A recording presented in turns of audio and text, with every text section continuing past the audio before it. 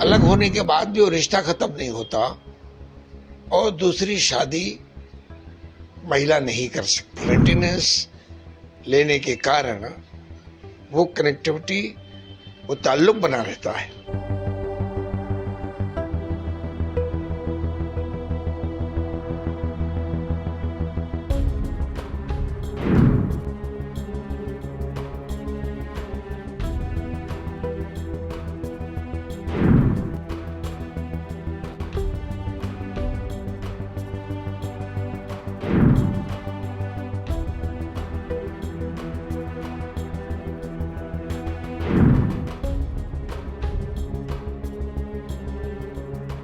شریعت نے یہ ذمہ داری نہیں رکھی ہے کہ جب کوئی رشتہ نہیں ہے تو پھر اس کا خرچ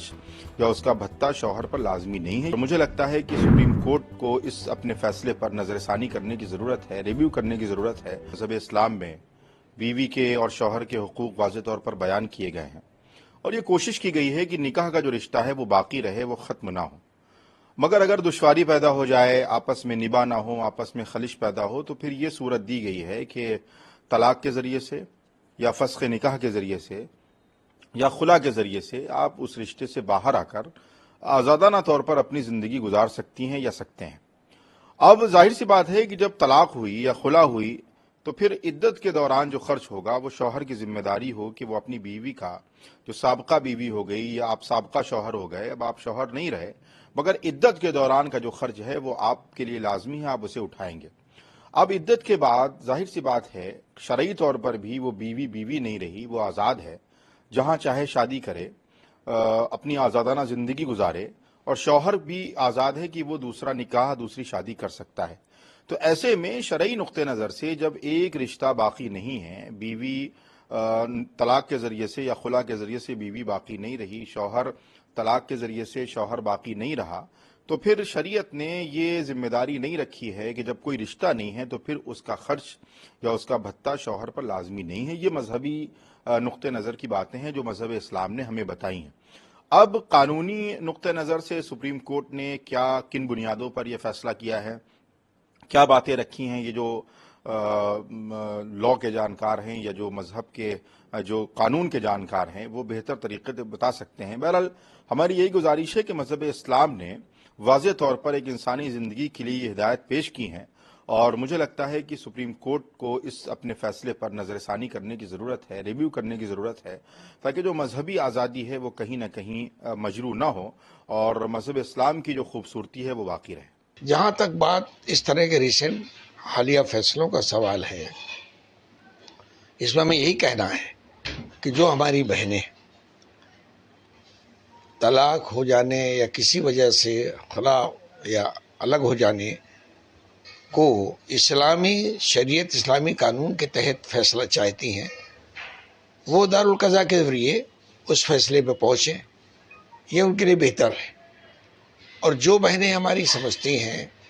کہ ملک کی عدلیہ سے انہیں انصاف مل سکتا ہے یا 125 CRPC کے تحت انہیں بھرت پوشن کی یا جو ضرورتیں ہیں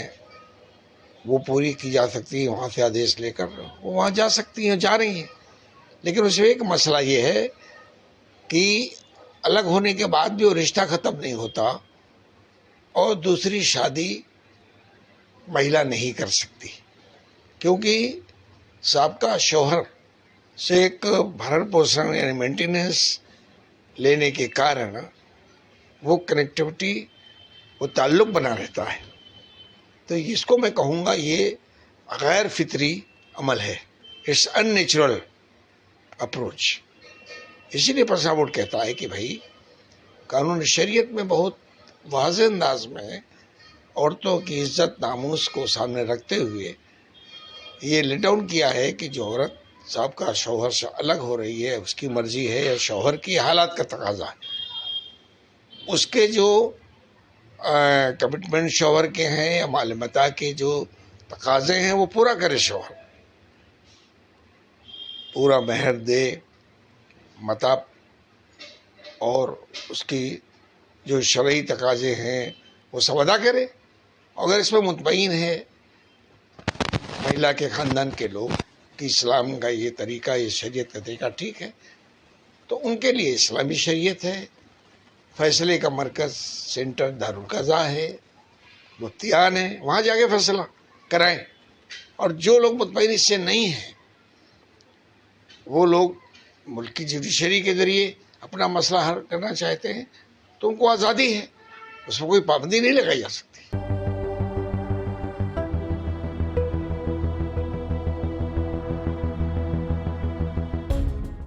ہم سے جڑے رہنے کے لیے ہمارے YouTube چینل کو سبسکرائب کریں اور نئی ویڈیو کی نوٹیفیکیشن کے لیے بیل آئیکن کو دبائیں